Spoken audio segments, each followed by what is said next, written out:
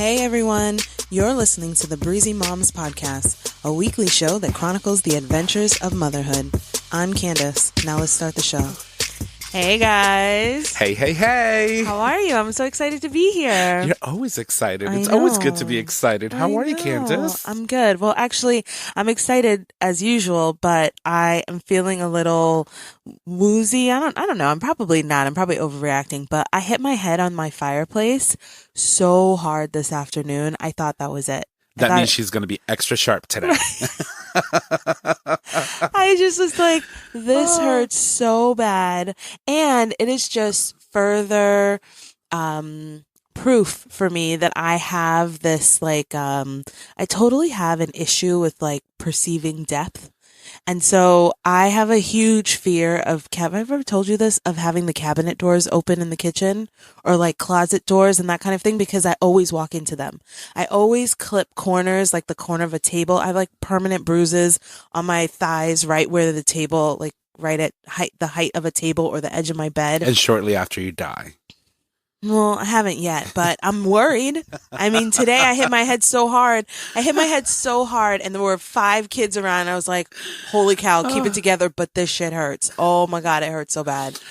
Oh. How did you hit your head on the fireplace? What were you doing near the fireplace? So one of the kids that I take care of is a natural, let's say, hoarder, or what are those, what was it called in the olden times where you gather, hunter-gatherer? She's like a natural hunter-gatherer. And so anything she sees around, like toys, I'm not saying she's trying to take things from me, but just toys and everything. She finds pocketbooks and bags and book bags and baskets and puts them all in, and then shoves them like a squirrel underneath the couch, underneath this armchair that I have next to the fireplace. So it's the end of the day and it's time to clean up. And literally she's got 2 giant blankets, baskets, beads, coats, all kinds of things rammed underneath. Yo, she's going to be a professional thief. I don't think she's going to be a thief, but she's really good at gathering, okay? Watch your husband, watch your house, watch your things, your money, your wallet. So every day at the end of the day, it's like a thing where we have to walk around and look for the bags that she was holding and find the corner that she was using for the day and redistribute those things back to where they belong. That sounds like a project. So every day it is, but it's part of the afternoon ritual. So today's spot was underneath the armchair by the fireplace. And so I had moved the chair out a little bit so that she wouldn't hit her head when she was pulling stuff from underneath. And then I noticed that there was also a pillow. So while she was picking up the little things, I picked up the 2 blankets. I think it was 3 blankets. And then I reached back to get the pillow, and the edge, the mantle of the fireplace just whacked me. And I'm pretty sure it was the corner of the mantle. Oh my God. I feel it already. I fell down. I feel it. And I wasn't even there. Oh my God. Lord, that's too funny. So yeah, it's not funny, but it's funny. That was painful, but it is funny to watch her all day because, kids go through this stage. It's called a dump and fill and dump stage, where you give them a bucket and they'll just fill it with stuff, and they'll do it all day long. Fill it, dump it out, fill it, dump it out. And so she's deep in this. It's called I can't remember what it's called, but a schema. It's a schema. And she's deep in the dump and fill, or maybe in the fill, because she doesn't dump anything out. She just hides everything. We have a suitcase, a Paw Patrol suitcase. She fills that to the brim, but she only likes to fill the zipper. So the whole suitcase will be empty, but it's bulging because she's there's a zipper in the front, easy access pocket. She's filled it with all kind of food and vegetables and cups and beads. Oh my God. I can only imagine when that little girl or boy grows up and she's going to be good. No, mom she's is gonna be looking good for the dog. Where's the dog? Where's the dog? Ma, the dog's been under the bed for 3 weeks. Where were you? Oh my gosh, she's amazing.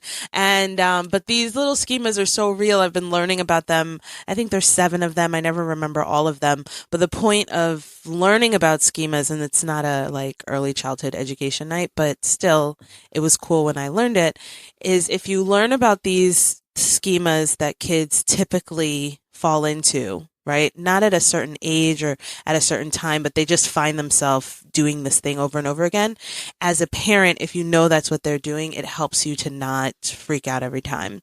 So as a parent, if it annoys you that they fill up a pocketbook or fill up a book bag or whatever and just like shove stuff in it and you can never find anything, if you know that that's like it's just a developmental stage that they're going through, they're trying to like work something out, then you can be less frustrated with it, because you know what's going to happen. You can maybe give them a certain set of things. Here are the things that you can take and hide in your suitcase, right? The other ones that people might recognize easily is one is called it's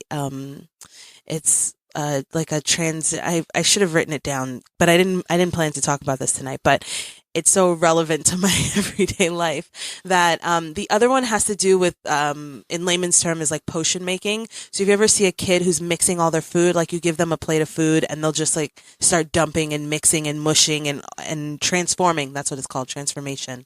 And mixing up everything, or every time you look at them they're like making mud or like shoving stuff to like whatever. It's kind of called potion making. That's also like a developmental stage. They're trying to see what happens to change something into something else. And if you know that that's gonna happen for a little while, then maybe you don't get so upset when the juice is in the mashed potatoes is in the peas. You know what I mean? Gotcha. So, but still, my God. No, it's hard. It's hard because I know, and it's still hard. So do you know if you maybe got a contusion or a concussion? Oh, I don't know. There's a bump on my head, but now I can't. I think it's new. I don't think it's a normal bump.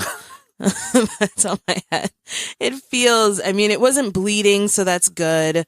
And I didn't go to sleep, so who knows if I have a concussion. I'm exaggerating. I'm a little bit, but no, but it hurt. It's a possibility that you could have a contusion. If you're touching it now and it feels tender, it's tender, then you probably have a contusion. Well, at least something. So we'll see. I, of course, like a drama queen, I text James and I was like, hey, if I don't wake up in the morning, this is why. Poor James. This man must be going through some hell at work. And she's like, yeah, by the way, I hit my head. I almost died. No, it's funny because you had posted on the Breezy Moms podcast page on Facebook, which all of you should like. If you haven't done so, definitely do so. You had posted that you got locked out, right? And I didn't realize that it was an old picture. So I walk over to James and I was like, your wife got locked out, right? And I bet he's like, why do you know this and I don't? He's like, why didn't she text me? I'm like, I don't know. She put it on Facebook. Maybe she's being facetious. I don't know. And he just looked at me like perplexed, like probably wondering, why does he know this and I don't? But then I realized when you walked in and you told me, yeah, that was last year. That was last year. That was a memory. It was a Facebook memory. But yeah, so that was... That is one of his, like, he's always so afraid that we're going to get locked out. He's like, we need extra keys in the back. What if you get locked out with all the kids? Like, he's a planner, that kind of thing. And I'm just like, it's fine. We have a fridge on the porch. But it's not like she puts keys in the backyard, okay? I'm just throwing that out there. I know. Yeah.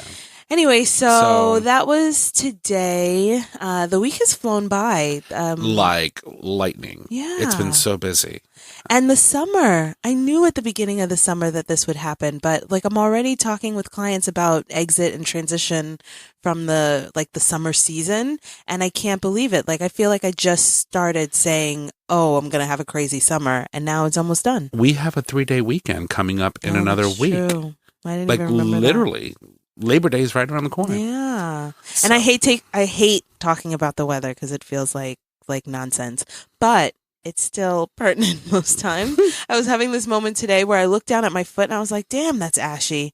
Oh shit, fall is coming. Right? And then I was like, yes, because I've been so hot lately. I just needed a break. This it hasn't been muggy, super hot, but it's drowning. That humidity, that heavy humidity, or deep or thick or wet humidity, whatever, is so stifling. You just can't breathe. Although I have to tell you, over the past few nights, it's been very, very nice. Yeah, because it's been very, very cool and crisp, and I'm like, oh, I feel like I'm going to be a different person so I'm going to try to remember this moment where I was happy. I was in Walmart the other day and all the winter coats and winter sweaters and stuff are out.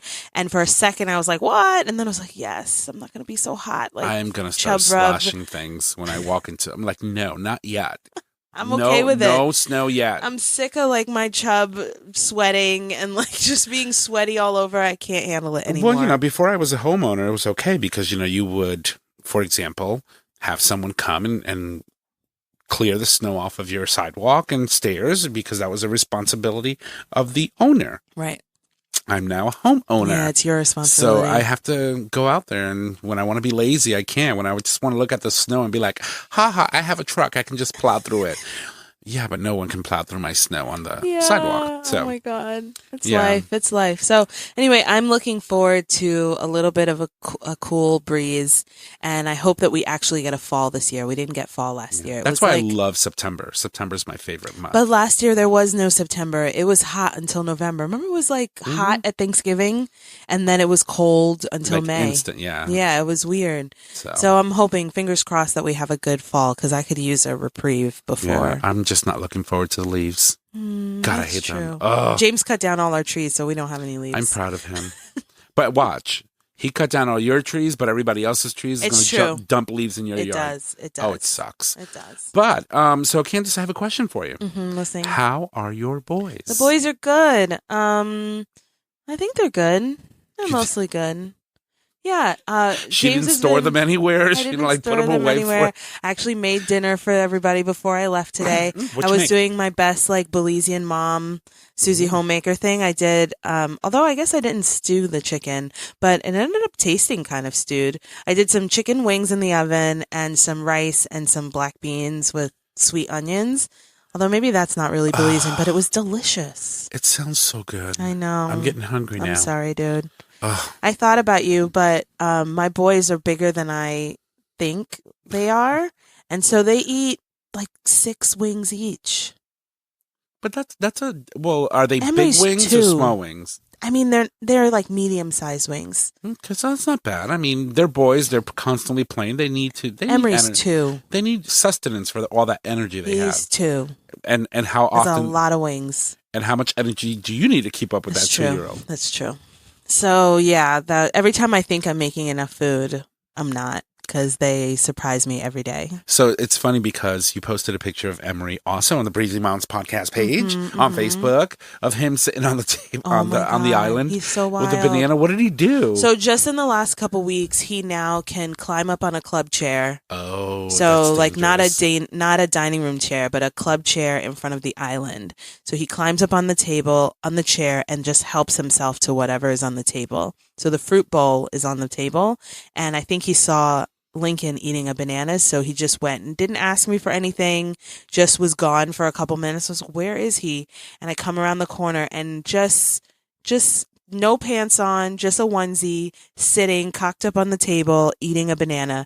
And he likes to peel the whole, I think it's hilarious. He peels the whole banana. So like it's just a fresh, clean banana. And he's just chilling, like just chomping on this banana in the middle of the island. I can't even with him. And then he looks over at me and smirks. And I'm just like, whatever. Do you, boo. Living your best life. Kids are so funny though. They really are. And James has been asking me the last couple of days, like, where's this dance? He has been dancing. Like, you just look over and there's no music. He's just like having a good time, living his best life in his head. And he's got these little moves, and his little saggy diaper just you are a hot mess. You're a hot mess. But I was going through some photos and found that there's just lots of pictures of him like this. No pants, just free and wild and living his best life. So if that's who he's going to be, then I'm going to be okay with it. I think he'll probably be a very uplifting, energetic, very nonchalant, throw it over your shoulder type of guy. I think so. Fun. We'll see. And then Lincoln is doing well. We had a moment today where I was trying to get him to like we were cleaning up. I was like, guys, every day it's hard to get you. You guys want to take out all the toys, and you want me to let you take out all the toys, but you don't want to clean up any of the toys. I don't play with toys. I shouldn't be cleaning up all these toys. Like, I don't play with any of the toys. So what are you going to do to remedy that? What's the strategy? So I told them the last couple of days, I was like, if you guys are not cleaning up the toys, then we have to put away things before we can get something else. And I hate to do that because it feels a little bit stifling. Like, what if I want to mix the Legos with the Lincoln Logs with the eggs? You know what I mean? Like, and their little brains are coming out because they make all these like cool little things. And so that's what they want to do. But they want to take out all of the things. I'm like, as cool as that structure is that you're doing, if you guys aren't going to put it away, then you can't. So maybe you just play with Lincoln Logs today. Although today we pulled out the Lincoln Logs and they had never seen them, and they had a really good time. What are Lincoln Logs? Do you remember they're from like the 70s. They're little logs. You make log cabins out of them. You don't remember that? Mm-mm. No, I remember Legos, but no. No, Lincoln Logs, they're like wooden logs that have little notches in them so that you can build them, and they kind of snap together. Oh, okay. But they don't snap together. They just sort of like fit together. Yeah. And then you can it's for like making log cabins, but I just saw in this thing with loose parts that I'm trying to get into that they don't have to be log cabins. So I just brought them out today. I was like, hey, what do you want to make? And it happens that the little boy that's in the program already knows about them.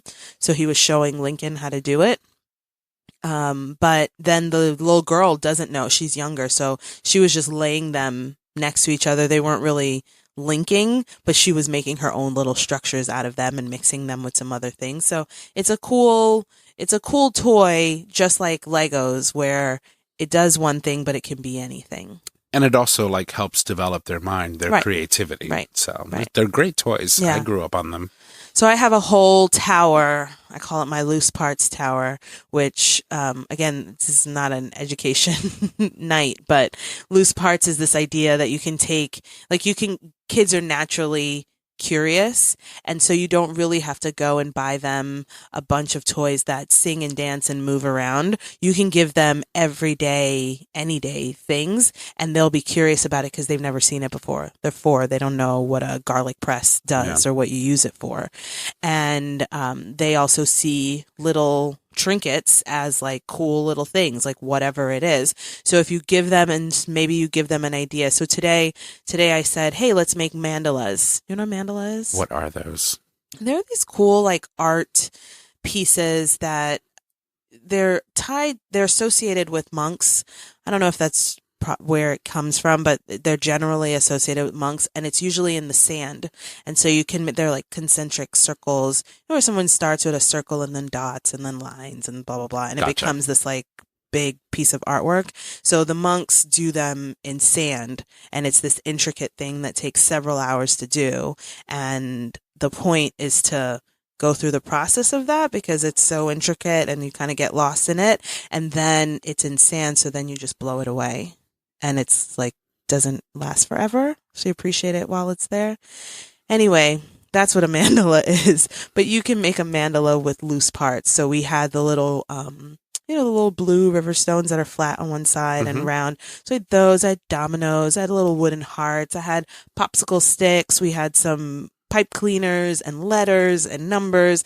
And I just put them out on the floor and I showed them a picture of a loose parts mandala and said, hey, you guys want to do this? And then I took the picture away and just let them at it. And they had a really good time. Did you take pictures of what they created? I did. So awesome. Maybe I'll post one on Breezy Mom's page so you can see it. You should. But they were really cool because the kids didn't really know what to do. So I gave them a prompt, but then I took it away so that I always find myself making the thing that's on the box because I don't have like a huge imagination.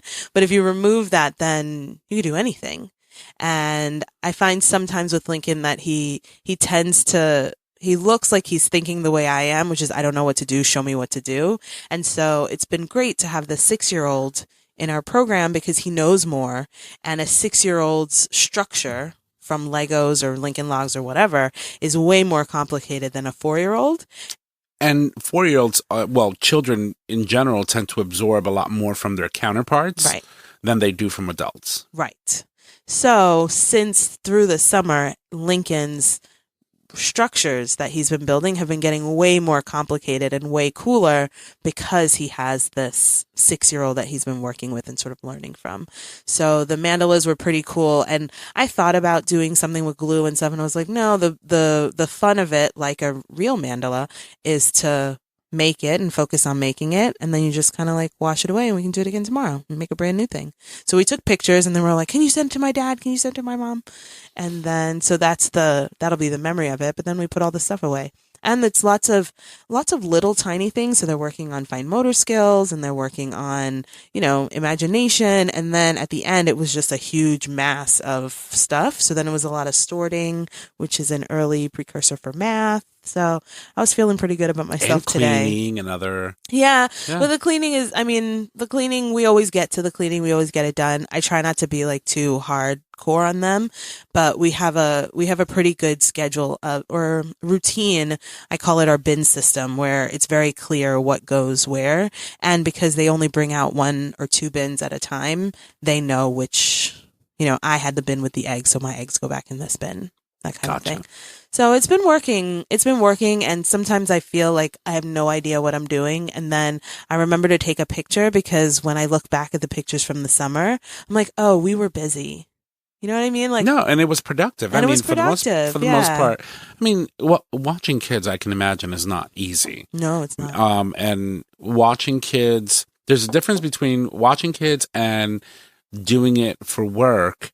And then also remembering that you need to follow a structure, because the program is designed to not only make sure that the kids are safe there with someone that's an adult, but also learning as they're going and prepping them for the preschool and all that stuff. Yeah. So James and I were actually talking about that, and how lately outdoor play is a luxury. It's like a fancy luxury. And I was thinking, Lincoln School only has recess outside. I think it's like 22 minutes, 25 minutes at most. I think it's 3 days a week. They're not even outside every day, and it's only for 20 minutes. And that's in a public school setting that, we're mostly happy with the school. But in general, kids are inside, whether they're with their parents or they're in like a school setting, they're inside most of the time with this like short recess situation. And then sometimes at daycare centers, like there's so many kids, they may or may not have a great outdoor space. They haven't I would say some child care centers, daycare centers have a focus on outdoor play. So you go to their playground, their play area, and it's wild and amazing. And then some other ones are just like typical outdoor spaces, and they only use them like the minimum amount. So to be able to work into my own program that we're outside for almost 2 hours a day, sometimes 3, right? If the weather is in our favor, feels luxurious. And also feels, I was admitting the hard truth that I probably have my kids outside more when I'm working, like in my program, than I do when I'm just a parent on the weekend. Because when you're just a parent on the weekend, because of course this is no shade for parents, when you're just a parent on the weekend, you're trying to get groceries done, you're trying to clean the house, you're trying to prepare for the next week, you're trying, like you're doing all the stuff that you didn't get to do during the week.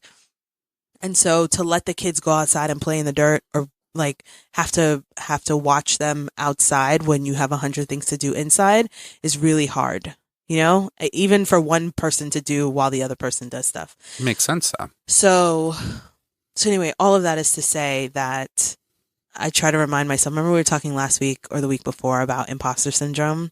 I try to remind myself that I'm not an imposter at this. I've been doing it for several months now, and I have like a legit program that I've been working on.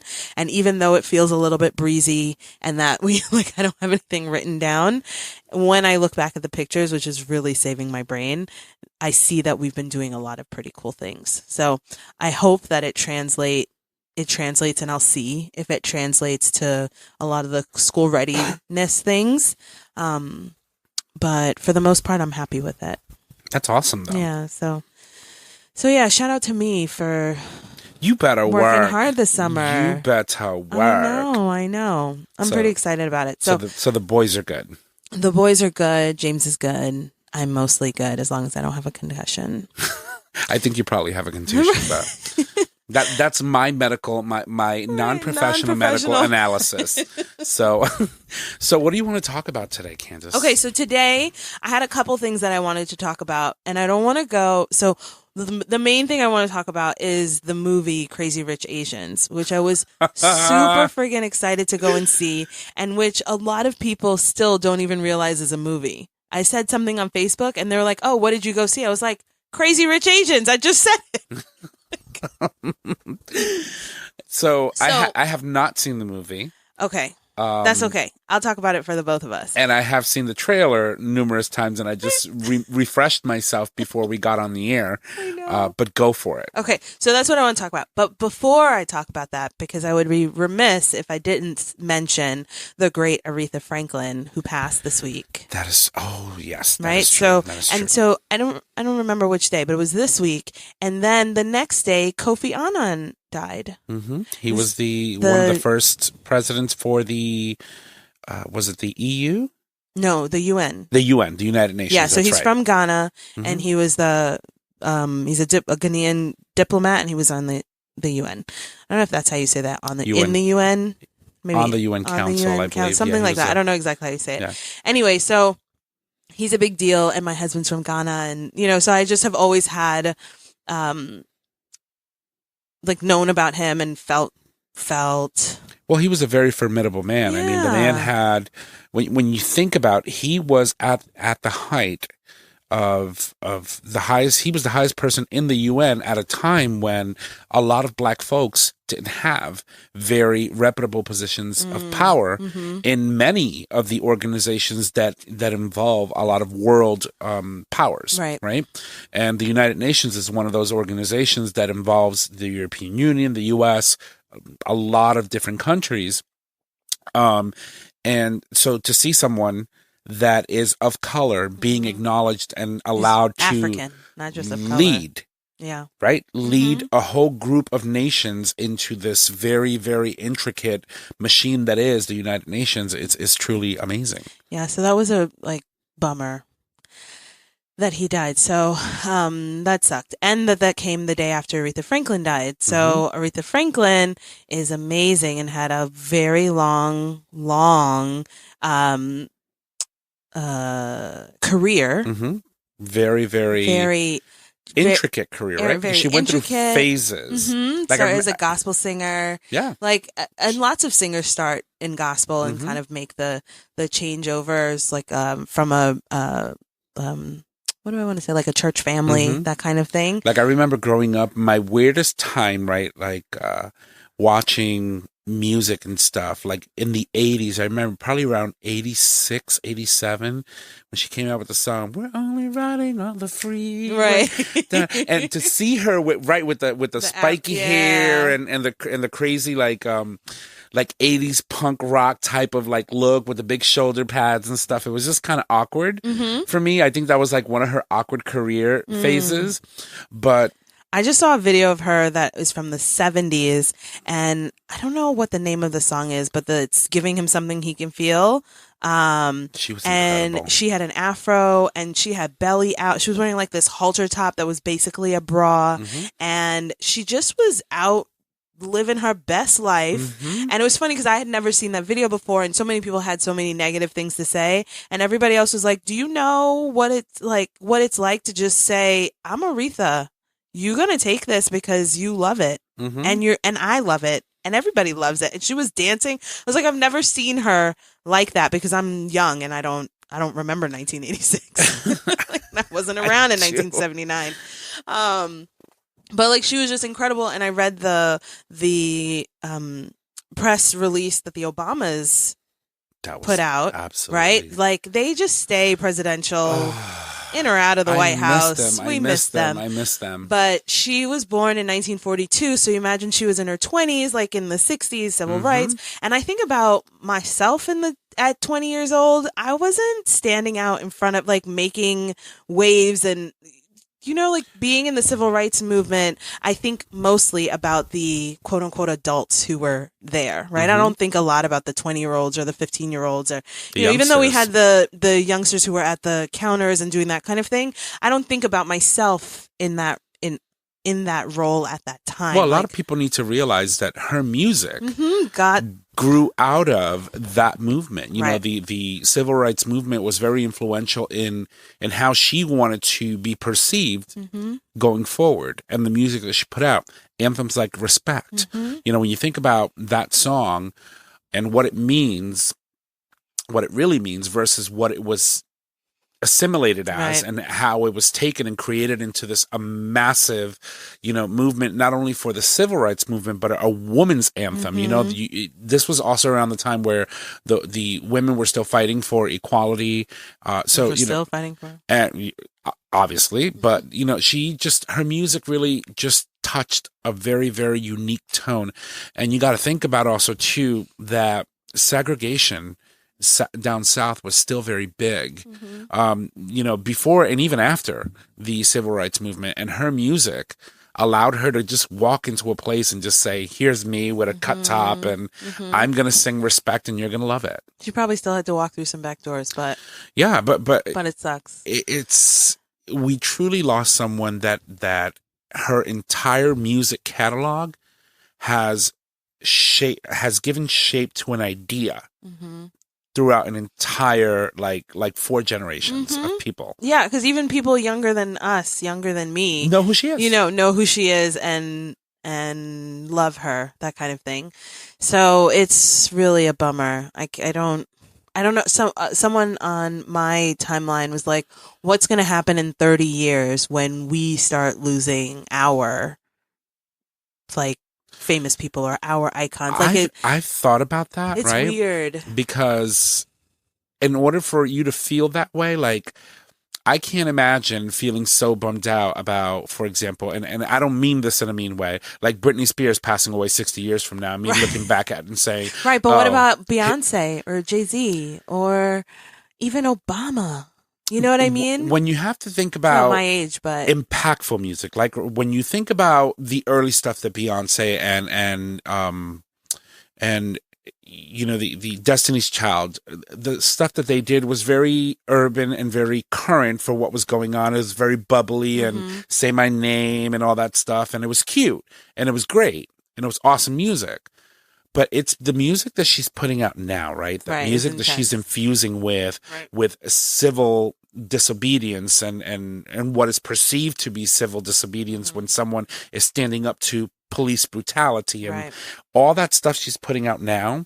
When we look back at it 60 years from now and we're at a point where we don't have to feel this way anymore, hopefully, that'll be we can look back and say her music throughout 4 or 5 decades really helped shape a culture, just like Aretha did. Yeah. I don't think I will ever be able to say that about someone, you know, the likes of Britney Spears or... Well, I'm not thinking just about music. I'm just thinking in general, the sort of people that I see now, the famous people that we see now, the people around that we see now, because like I can appreciate the Aretha Franklins, and of course we all appreciate Michael Jackson and that kind of thing. So it's just figuring out, it's hard as a young person to look that far ahead, to really understand what it feels like for an older person who maybe went through the time when this in this case, this singer or an actor or whoever famous person was really at their height, like what feelings it brings up for people of a certain age group. It's hard as a young person to really... Like, I don't even know where I'll be, but I can't imagine the day that, you know, Barack Obama, for example, when that happens. I don't want it to. And I think I would probably make the pilgrimage to Chicago, to DC, because, you know, because he's a president, his body will need to lie in state at the U.S. Capitol Rotunda, and so I would probably make that pilgrimage, because to me, you know, I wrote something and I sent a personal message, and I don't know whether he read it or not,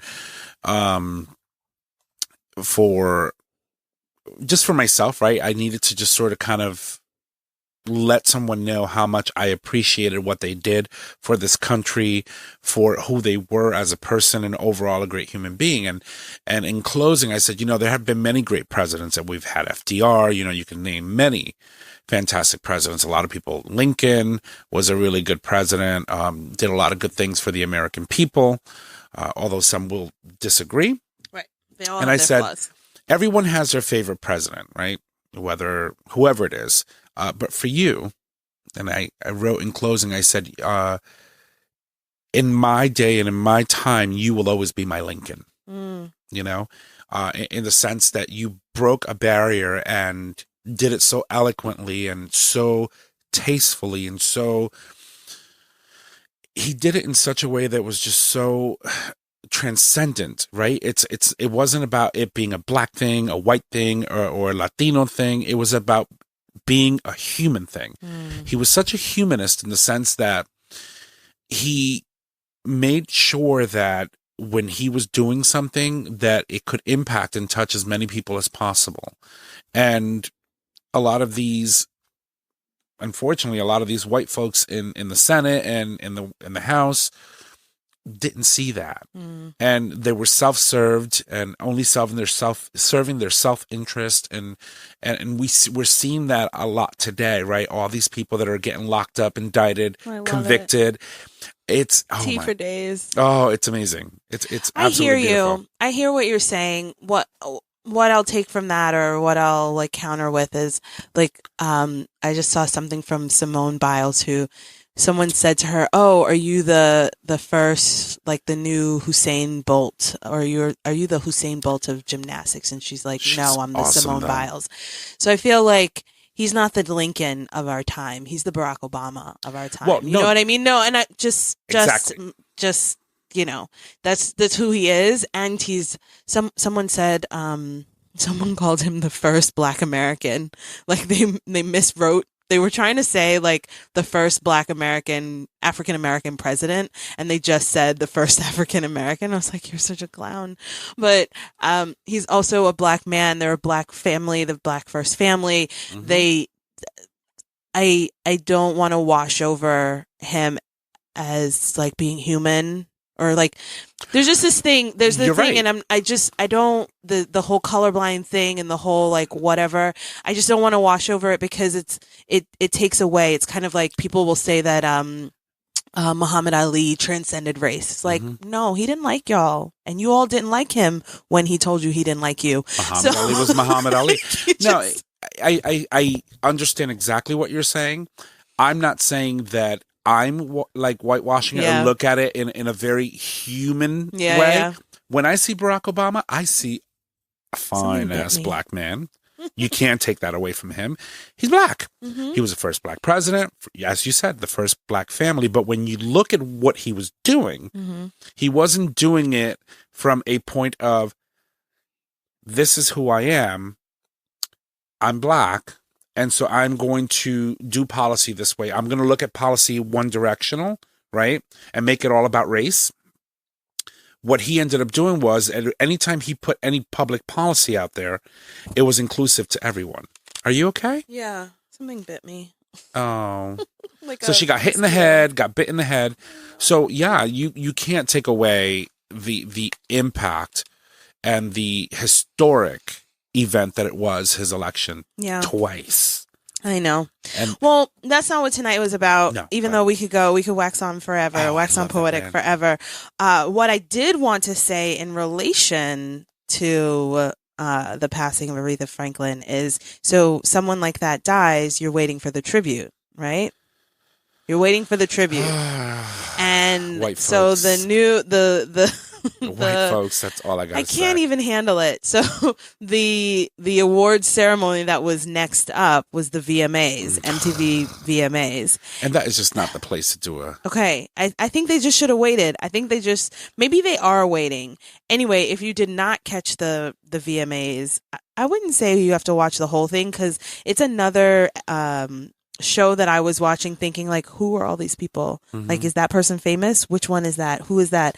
I was like, how am I supposed to tell the difference between BB Rexa and Who's the other one? Well, how am I supposed to tell the difference between an A-lister and a D-lister? I mean, it's Baby like Rexa and the other one. She's oh Lord, I can't remember her name now.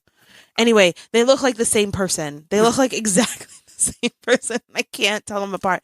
But I feel like it's my elder millennial kind of showing that I just don't know who any of these people are. And when they put up Nicki Minaj, I was like, oh, okay, I know who that is. Like, it just... Yo, there was some serious shade between Nicki Minaj and Cardi B. Oh, God. Oh, my They're God. hilarious. Yeah, but I love Cardi B. I anyway, think we get off contact. I think that they're in cahoots with that. Yeah, they're great. I love both of them all the way. But we get off topic. We get back to the Madonna tribute to Aretha Franklin. I'm sorry, that Usually, wasn't a tribute. It wasn't. It was not. She basically just mentioned Aretha's name. She's like, oh, Aretha was the greatest. And let me tell you this story about how I sang an Aretha song that started my career. Probably horribly, but thanks. Probably horribly. So, Probably horribly. So, you know, Madonna's very big in the LGBT community. I guess. And I have admired her career, right? She had a very great I hate her. career up until Ray of Light. Whatever. Right? After It's Ray of all Light, bullshit. it's I all hate her. garbage. So these legion of gay fans, right, that I have a lot of friends on my Facebook page, you can't say anything about Madonna because to them, she's like the freaking Dalai Lama. And I'm like, why? You have to recognize that was asinine bullshit. This woman is not... She told like a 10-minute story about herself that didn't even include the physical appearance. It was inappropriate and it had nothing to do with... It wasn't even like, and then I went to Aretha's house, or like, and then I went to her concert, or, and then she said to me, you know, Mad, you gotta, like, there was no part of the story that the actual Aretha Franklin was in. It was a recording. It was like a song that Aretha sang.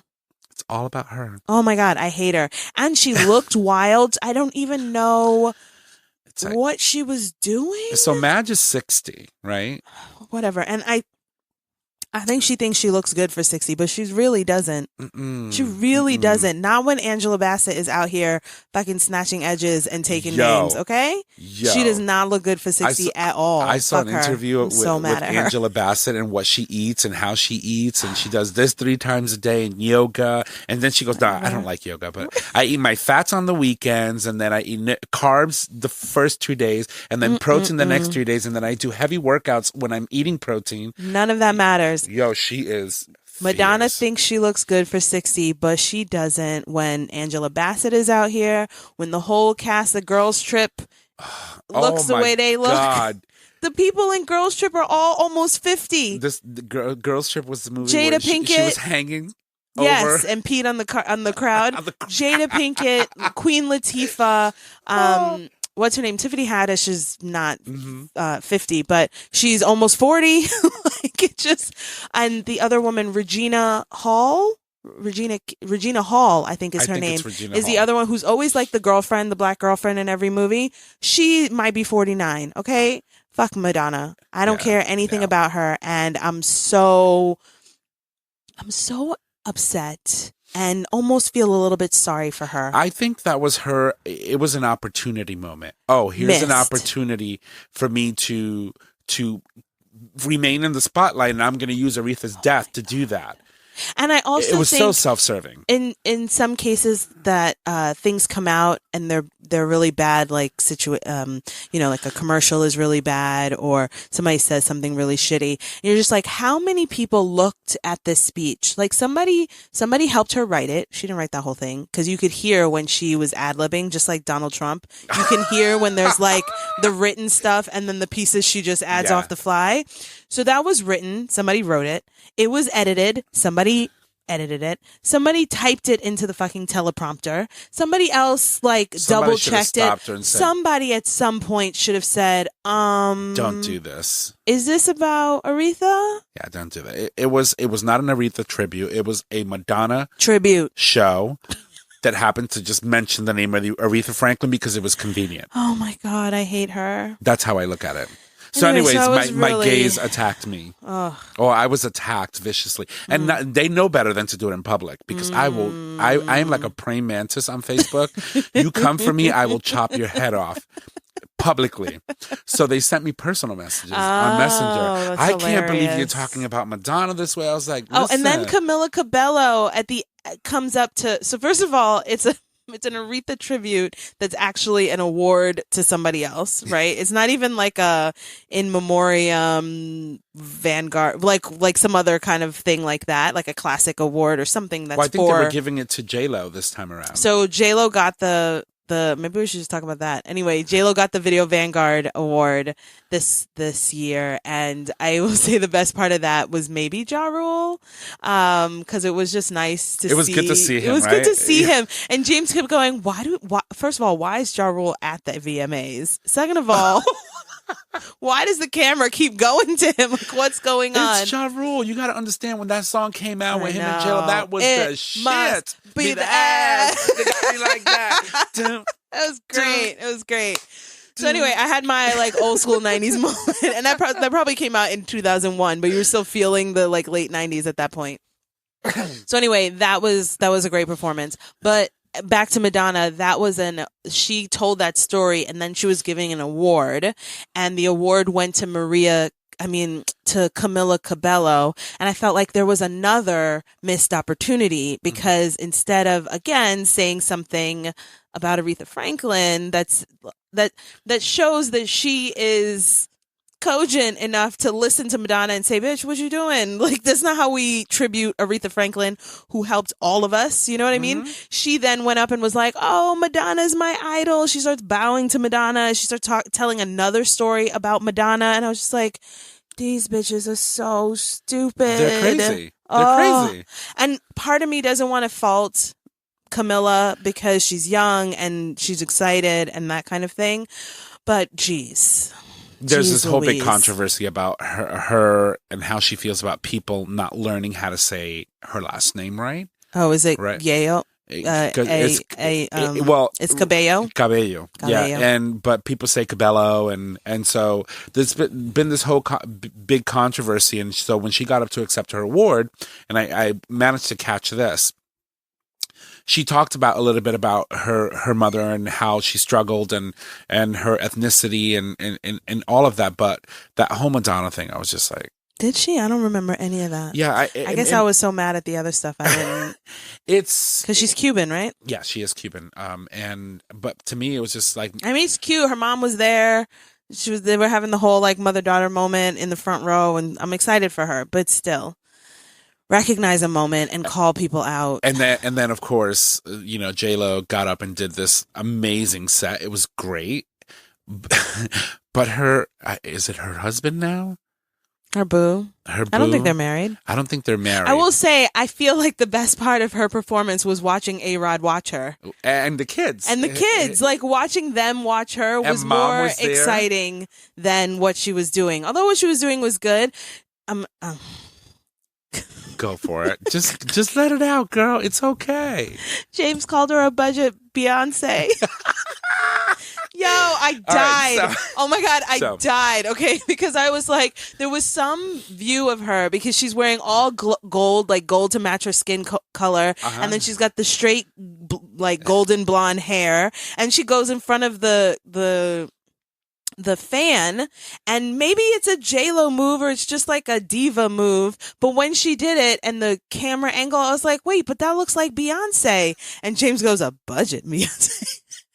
I nearly choked. So James, you're not wrong. I have always thought that, I'm not taking away from her. She's an amazing performer. Amazing performer. She does She's really an amazing good. Dancer. She's not a singer. She's not a singer. Pull a Mariah. I don't know her. She's a decent actress. Mm-hmm. I mean, she's there. I enjoy her movies, though. Yeah, she is where she is for a reason. She's talented, but she's not a Beyonce. Like, she shouldn't have done the Aretha Franklin tribute. No, like, no. I mean, like, if there's a singing tribute, like if there's a performance tribute, no. Hopefully, I think Black people will save the day, and the BET Awards or the what's the other one? The Vision Award, some other award show. Not the Hip Hop Awards because that shit is ratchet. But hopefully at the next BET Awards they will do something real. I think we're not going to get to Crazy Rich Asians because we're bouncing off back here. So I will tell you this. So maybe we talk about that next week. Yeah. So you're right. Let me tell you, it's crazy, right? So they told you just can't do an Aretha Franklin tribute at the VMAs. Right. It's not even the music awards. You just can't. I could see if they took all of her videos, right, and mashed them up and did a really cool mashup of her videos, then it would be appropriate. They could have even done that. I didn't even think about that. Because it's the Video Music Awards, right? The whole purpose of this is video music. They could have done that and not had Madge say anything. Exactly. They could have done a nice mashup from Respect all the way to, oh my God, do you remember the song that she came out with? And I think it was in the 2000s. It almost sounds weird to say that. Aretha Franklin. Oh. And a rose is still baby girl. Yeah. You hold the power. I love that song. When that song came out, man, I had my first Mazda RX-7. It was convertible. I used to blow that shit up, and I was running down and people looking at me like, who is this gay boy? Like, seriously. But, okay, so let's talk about Aretha, right? So we know that we haven't already been talking about Aretha? I want to continue to talk about her because she deserves a proper send-off. I know, right? I know. And so we know that the VMAs just passed. We know that Grammys are coming up in February. Grammys is another opportunity. Right? It's so far away, though. It's February. There's and gotta then be something shortly in after between that, nothing musical. Everything that's coming up is going to be the Oscars. When's the BET Awards? That's got to be coming up soon. I don't know. Yo, they better throw down something. So here's the thing. So now I'm going to ask you a question. I'm listening. So if we were to construct a really amazing Aretha Franklin tribute, let's talk about artists that we would reach out to do it. Yeah, well, I think obviously Beyonce should be there. Mm-hmm. I think maybe Mariah Carey should be there. She sang with her once, and it was during Divas Live, and she looked like she had a used Q-tip on her head. It just doesn't. I mean, don't get me wrong. I love Mariah Carey, but it was like a battle of the divas, watching them two go and like try to outsing each other. And Aretha was like, "No, bitch, I got this." Right. And she started shaking. I could be your mama. I was like, "Yes." Yo, she stole the show during that. I remember watching that.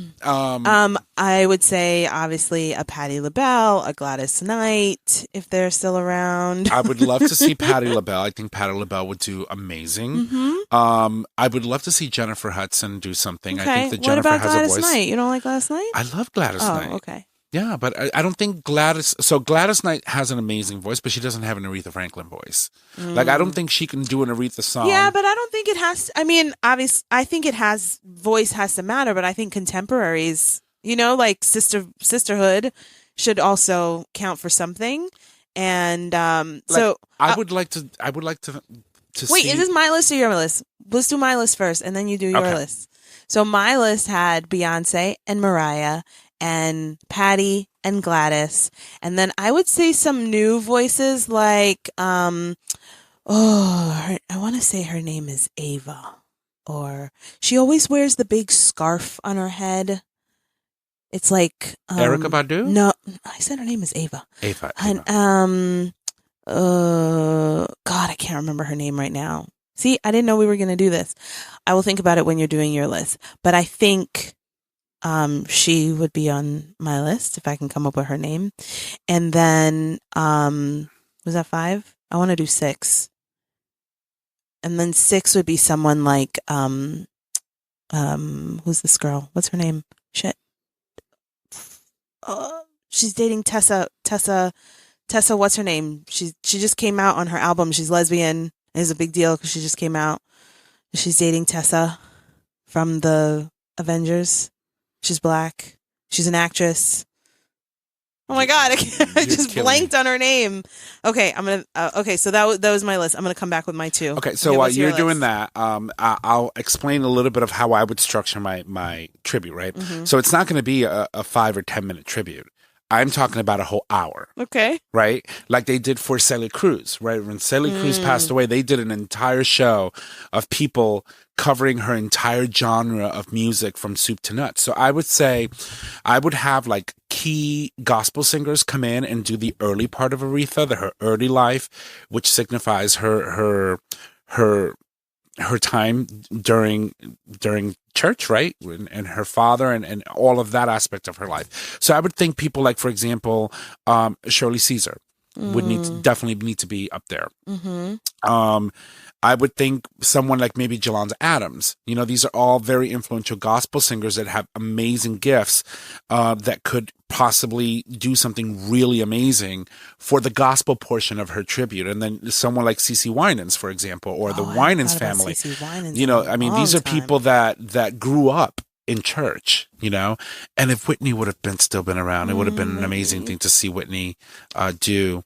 I seen a video of Whitney doing Respect once, and I was like, oh, damn, she's throwing down, you know, but it was Whitney. I mean, she was the voice. Always. So that would be Janelle Monáe. Okay.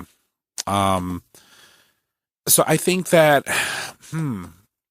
that would be my top like 3 or 4 people that I would think would cover her gospel portion of the tribute. And it has to be like, you have to not only cover Aretha stuff, you have to bring church. You have to come and bring it and leave it all on the stage like they do. Andra Day. Andra Day is amazing. That's her name. I do love her. She can do Rise Up, but she has a very, very unique raspy gift, and I love it. See with the scarf? She's dating Andra Day? Wait, what? No.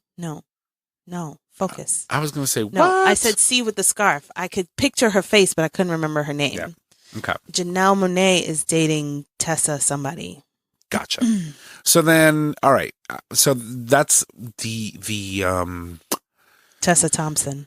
Tessa Thompson. Gotcha. You know who that is? Yes. Okay, good. Okay. So, and then for the next evolutionary part of her life, maybe the civil rights movement, Respect, bring some of the younglings that like to like cover her music a lot. Like, you know, you could do Jennifer Hudson, maybe have, what's like her an face? Aretha through the decades. Yeah. And maybe have like, oh God, what is her name? Oh, she did Summertime on American Idol and she was killing it. Oh, Fantasia. I think that Fantasia would do an amazing job at doing a tribute. And then, of course, as she transitions through, have some of the artists that have worked with her do some of the works that they did with her with other artists. So you're trying to produce this whole thing. Yeah, it's got to be done. If you're going to do a tribute for the Queen of Soul, you better do a tribute. You're talking about the first woman that got inducted into the Rock and Roll Hall of Fame, right? That's true. I mean, this woman made history all throughout her career. Over and over and over so, again. you know, you can't just do a 5-10 minute thing on a measly show. You can't just let Madonna talk about herself. Thank you. And that be the shit. You just can't, you know? And then they need to make especially a movie. When whatever happens to Madonna, they're going to lose their friggin' minds. Are you kidding me? Every award show will probably have a 25-minute set. And I can't take Like a Virgin anymore. No, I don't want anything I can't. to do with it. After she did it with Britney and God, I'm so mad at her. I'm like so mad. You know, and normally she's very like socially conscious, but I can't. It was just inappropriate. It shouldn't have happened. But anyway, so I think she's gay conscious. I don't know that she's always socially, like all the way socially. She's always been an advocate for freedom of speech, and you know, I mean, she got kicked out of Italy for God's sakes, and Canada. All right, she was forbidden from Canada for simulating sex on a bed on stage while she was performing like a virgin with her dancers. Mm-hmm. And so she literally had to get on a plane and fly out before they arrested her. Oh my God. They were waiting for her at the end of the show. And she snuck out. I don't care about her. Neither. Okay. So, all right. So what other artists do you think, besides the ones that I've mentioned, would be good for her tribute? I don't know. I haven't thought through it nearly as completely as you have. I had this whole production in my Right. head. I'm sitting at work because I was so angry, right? It was just Right. inappropriate. And then my own gays attacked me personally. Privately, but they attacked me because I'm going against someone that really had no business doing that tribute. I mean, that's a really good example of white privilege at its best, right? Because she thought it wasn't going to be like, oh, I'm just going to mention her name and I'll be glorified for it. No. I think she really thought that was a story about Aretha Franklin. That's the thing. Like, I think she was smoking the Quaker Oats that she wore during the last. And what was the Jesus thorn of crowns on her head? Like, I don't know what she was doing at all. But I really think that she, in her mind, that story is about Aretha, because in this moment, she chose an Aretha song, and if it wasn't for that song, she wouldn't be who she is now. But that's like a common theme of a story that people like to tell themselves in a way to thank somebody for something else. Like today, one of the kids in my program said to another kid, "Wow, that came out so much better than I thought it was going to." On something they were working on their own, or about someone else. And I looked at him and I was like, "Hey, you can't say that to people. Like that's not nice. That's not saying what you think it's saying. And what you're saying is mean. Like you just can't say it that way. You can just say, wow, and stop. Like you could just stop there." Well, some people just don't know how to. People are just, they don't know how to. Yeah, no. To me, it was just horrible. It really was. So I guess tonight is about like, don't be a douche. Like, don't be a douche. Don't be a douche. And give Aretha Franklin the honor and the respect that she deserved. Yeah. And that she demanded and that she got. One more thing. Okay, I'm listening. So you know that Natural Woman was co-written by Carole King. I did not know that. Yeah. Well, Carole King wrote the song and they worked on the melodies and stuff together.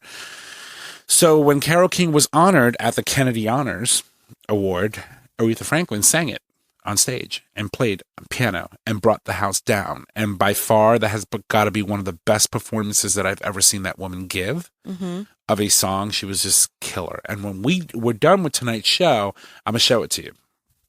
Because she was amazing. She walked in with this big, heavy fur.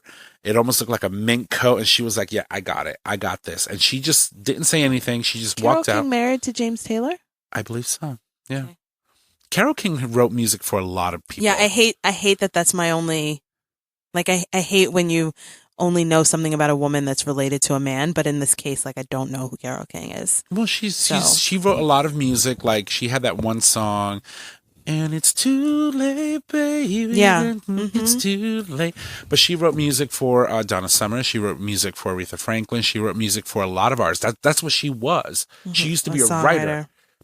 She was a songwriting machine. I mean, like Joni Mitchell, you know, like a lot of people have sampled a lot of her stuff. I'm mentioning a lot of white women. She's looking at me like, who's that? I know who Joni Mitchell is. I'm just checking. But she wrote a lot of music. So anyway, Aretha Franklin actually did the tribute to Carole King and chose to sing Natural Woman at the Kennedy Honors. And she just brought the house down. And Barack Obama and Michelle Obama were there. And you can see Barack just doing this. Swiping those tears away. The crowd was just He's so emotional, though. I love him. I love it. But... yeah, man, they need to come up with something really good. I mean, you're talking about the Queen of Soul. It needs to be banging. It needs to be out of this world.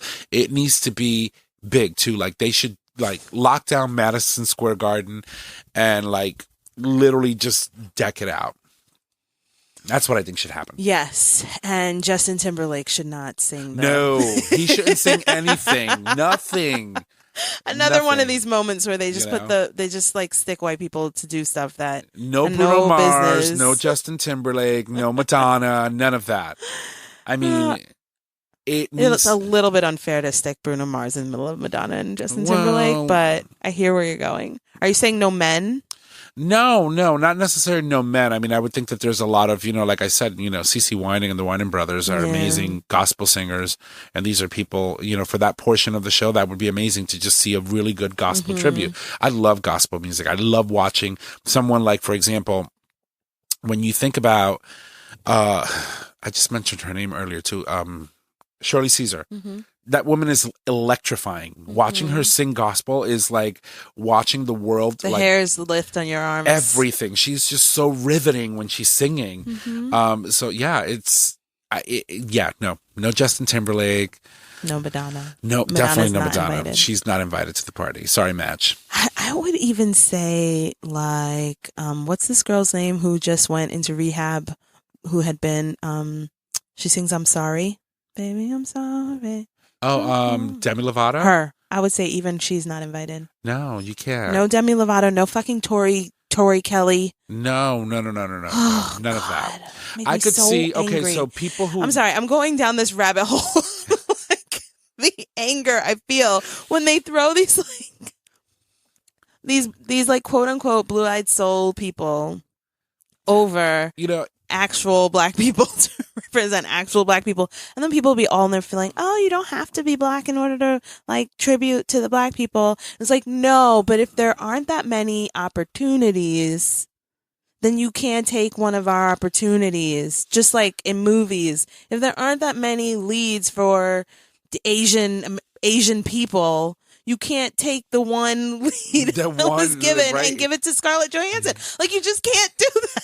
Just this anger. So if there were one white person. No, I said no. No, if there were to be one, right? If there had to be one, right? There always has to be one. Because there always has to be. Or Latino or anyone. Who do you think would it be? I said no. I don't even want to think about it. Maybe Michael McDonald. I don't know. Listen, baby. So anyway, speaking of that, only Michael McDonald. He gets the only pass in my book. I think that I could see two people doing a tribute to Aretha Maybe Franklin. Carole King, but she died, right? No, she's alive. Oh, she's still alive. Okay. So actually, she was one of my two. Carole King, because she wrote a lot of music and worked. So they were Aretha actually friends closely, and probably Dolly Parton. All right, maybe. That's about the only two white people I would say would probably be appropriate to throw up on stage and say, do something for the Queen of Soul. Whatever. I still said no. Still say no. And maybe we can get Oprah to sing a song. Does Oprah sing? No, she doesn't, but we can try. No, I think Oprah should host it. Well, she shouldn't Thank sing. you. She'll be the host. Oh my God. I've already Are you taking notes? I've already produced this whole show. The whole show is a note, so. Yeah. It's already there. It's great. This is amazing. So I don't know. I want to, so it has to be done twice, 2 venues, one for the East Coast, one for the West. We're definitely not going to do it in the South. Fuck y'all, because y'all were mean and evil. So we do it in the North, and yeah. And you read a story. I hope that it's good, even if it comes late. I hope that it's good, because I don't remember how soon the Prince tribute happened. And actually the thing I'm thinking about that Justin Timberlake did wasn't was a Prince tribute, but it was at the football thing. It was actually at the Super Bowl. Yeah, it was at the Super Bowl hologram. Right. So it was a tribute, because that must have been the next big thing to happen, but it wasn't like the whole show was a tribute to Prince. You know what I mean? And you know who else I think would be awesome? Diana Ross. Oh yeah, we could have her come up and do a couple of things. I mean, Shaka Khan, you get all of them. Shaka Khan. I mean, if you don't invite them to participate, then you're in trouble. Yeah. So some of them should be there, and some of them also should be there. Just, it's like a sisterhood, I'm sure, from that time. And any made up fighting was probably all made up. I think this whole thing with between Aretha Franklin and Patti LaBelle is bullshit. Yeah, it's probably bullshit. They were homegirls. I know they were. Yeah. So I'm not gonna have high hopes, but I'm gonna have hopes for a actual Aretha Franklin tribute. But I've been disappointed before, so yeah. So they're gonna have high hopes. Whitney's tribute really was just not. I mean, they should have taken the entire Grammy show to do a tribute to Whitney. And I mean, don't get me wrong. I don't even remember it. Jennifer Hudson did an amazing job at singing. You know, "I Will Always Love You," and so did Christina Aguilera at one time. Did it, but I can see how that would be appropriate for Whitney because these girls idolized her, right? But I don't think that it would have the same transition as it would for someone like Aretha Franklin. Yeah. Well, so I guess tonight ended up being about Aretha, which I thought at first that it would be, and then I didn't think I had enough to talk about, but looks like we did. Oh, honey, we literally produced an entire show. We produced the whole show. Yeah. So NBC, BET, give us a call if you need some help. That's right. We've got the lineup. We've got the idea. Oh my gosh. You know, Aretha through the ages. Through the ages. That would be amazing. It's going to be great. I hope it's going to be great. Yeah. Okay, so where are we going from there? And just a reminder, Madonna's just horrible. Oh, God. Anyway. I don't even want to say her name again. Fuck her. Let's move on, because I think we're nearing the end. Yeah, let's do Mom Tip of the Week. Mom Tip of the Week. Don't be an asshole. Don't be an asshole. Don't hit your head on the mantle of your... No, I'm kidding. What's your Mom Tip of the Week? My Mom Tip of the Week is fashion related. I feel like I've talked about this before, but it just can never be said enough.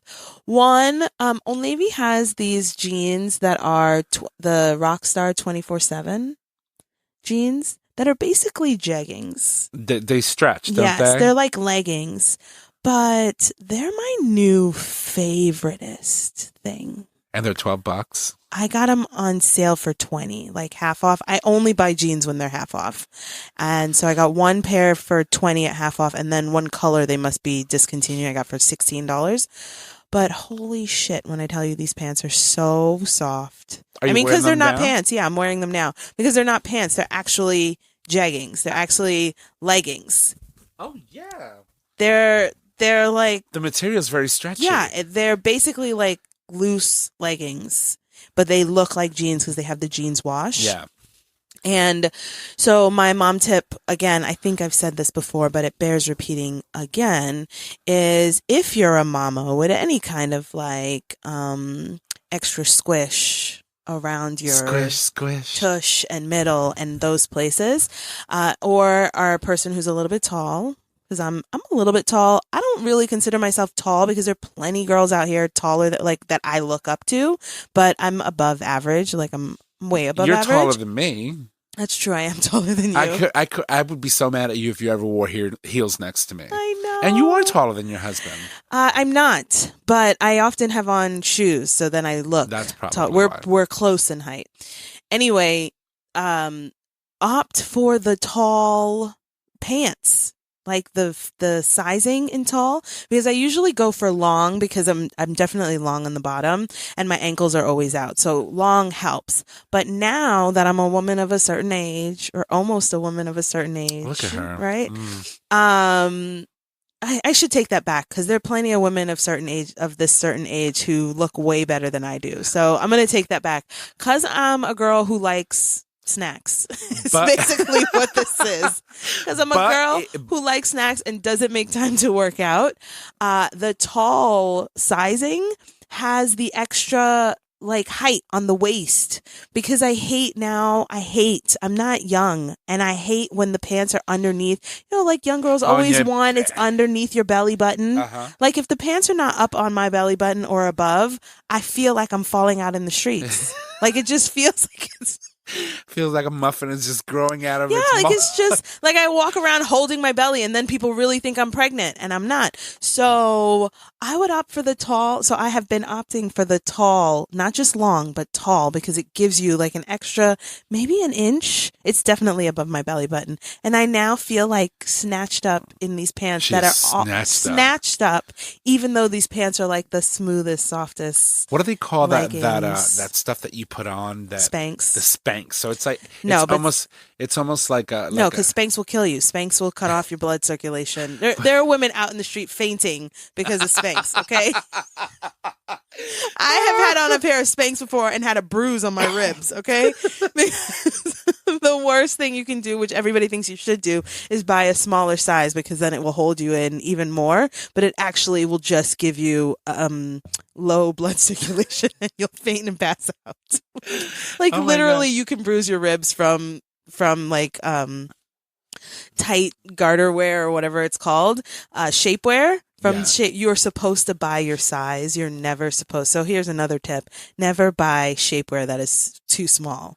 Like if you wear a large, buy a fucking large because a medium is gonna cut off your airflow and you're gonna faint in the street, and then the breeze is gonna blow up, and you're like. I was just gonna say your skin color, but it's usually like a tan color, which is not my skin color. It's gonna be out in the street for everybody to see, and it's gonna defeat the whole fucking purpose. So, so where were we? We were at try the Old Navy 24/7 rock stars because they're amazing. The first time I tried them last year, I thought they were stupid. Because they didn't really have the wash right, and so it really looked like leggings that were just kind of blue, and it's inappropriate, right? Like especially because people want to wear short shirts, and you just can't have all your business out in the street all the time. So They actually are not allowing people to wear them at work. the jeggings, The jeggings Yeah. now, it's Well, against company dress code, dress code to not you're either going to wear jeans. They're not opposed to wearing jeans, right? but you're either going to wear jeans or you can't or wear a dress. a dress or something. Right.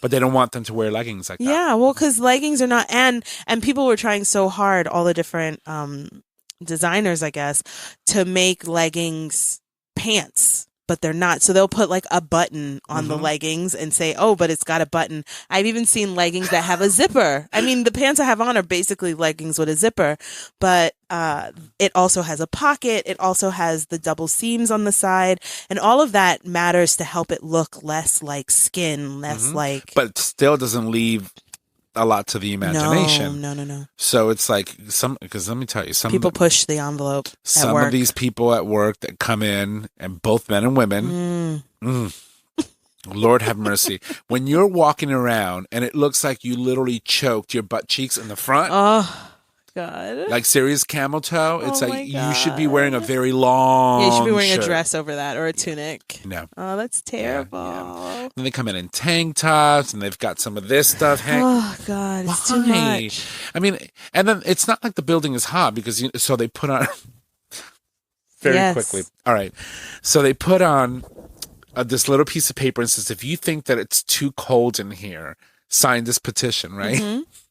So people are signing their names, and I'm so close to just going and printing out a little piece of paper and say petition. If you think people should wear layers and learn how to dress, sign this petition and plop it right next to it. Because I'm a bitch like that. Oh my I've thought about doing God. that many times. I think I told James this, and he started laughing. But it's true. James wears a beanie and a puffy vest to your office. He was in a 3-piece suit yesterday. It's a little bit cold. Yeah. It's a It's little cold. bit cold. So yeah, I would say get some comfy pants. I have been looking for comfy pants because I'm trying to manage this line of working from home, working in my house, but not looking like I have on pajamas. So one morning this week I was like, James, does this look like pajamas? Because it's not, but I just want to make sure it doesn't look like pajamas because they come early. So I'm basically rolling out of bed to greet them at the door, but I don't want it to look like I rolled out of bed to greet them at the door. So I'm trying to do this like maybe like an athleisure kind of uniform for work. Like it's not quote unquote, it is work for work so that I know what I'm wearing, but also it's easy for me to move around. Kids are throwing up on me all day. But making sure that it looks like something that I put on purpose. Purposely for I purposely put on this outfit. It's a uniform as opposed to like, oh, you work in your house, so you just wear all your grubby, stuff, nonsense clothes. Yeah. Come on. So incorporate a nice little apron over that. Right. I really should start wearing, that would be a cool, I don't want to wear an apron, but just some kind of like over thing because you're in the kitchen all day and these you can buy these little jackets and have it engraved with like your name on it and then like that kind of thing, like a painter's apron or something. Yeah, like an overall that you wear that's to kinda protect your cool. clothing. That is kind But of then, cool. then not only that, it helps establish an identity, Right. and a brand. So when people come in, they see you wearing your smock. It's a smock. It's a smock. Yeah, yeah. And they can say, "Oh, well, you know, she's ready for work." Not knowing what you have, you could be in a bra under it, you know. So I mean, it's an option. Oh my God. Okay, this is the last thing I'll say because you just said bra.